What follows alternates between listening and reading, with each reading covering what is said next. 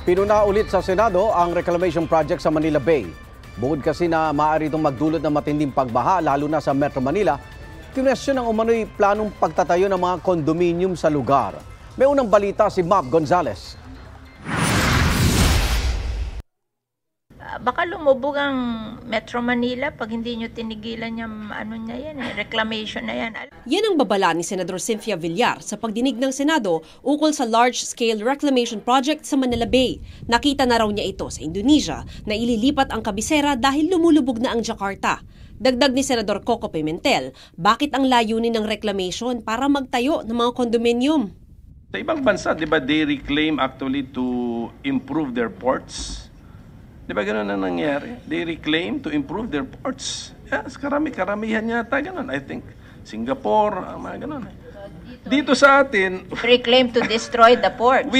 Yung impression ko, we reclaim but not for the purpose of improving the port.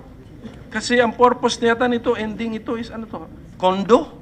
Pag sila yung magre-reclaim at saka yung others magre-reclaim, wala nang dadaanan ng vapor. Even Manila Harbor is also applying for an expansion of their port for another 50 hectares, Madam Chair.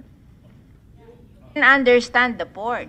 They're expanding the port. But when you are building, you are reclaiming for what do you call this, condominium near the port, that's a different story.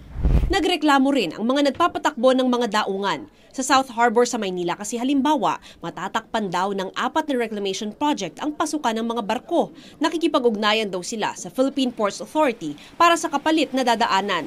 We would, of course, want to have a similar access channel which would be convenient for the shipping lines and other stakeholders and would be a safe and efficient ingress and egress of the vessels.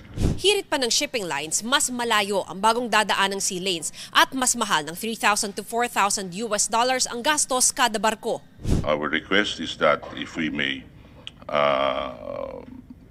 maybe recommend that the quarantine station and the pilot boarding station will be a little bit nearer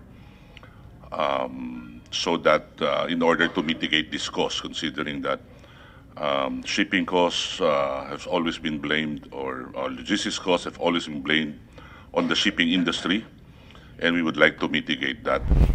Pati raw ang makasaysayang Manila Hotel, maaapektuhan ng reclamation. Manila Hotel is just beside Manila Bay, so even before this reclamation issue cropped up, we were already thinking and anticipating what can be done to save this national heritage, the Manila Hotel, from flooding and eventually sinking in the next decades. Pinagalitan din ni Villar ang Environmental Management Bureau ng DENR dahil pinayagan nila ang reclamation sa Las Piñas Parañaque Wetland Park na isang protected area. Kung ituloy aniya ang reclamation sa wet park, matinding baha ang idudulot nito. Yung Parañaque River, Las Piñas River, Zapote River, Molino River, they are interconnected.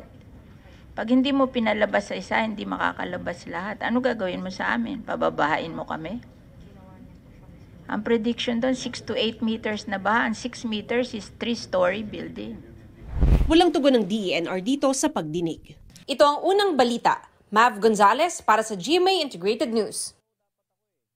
Igan, mauna ka sa mga balita. Mag-subscribe sa GMA Integrated News sa YouTube.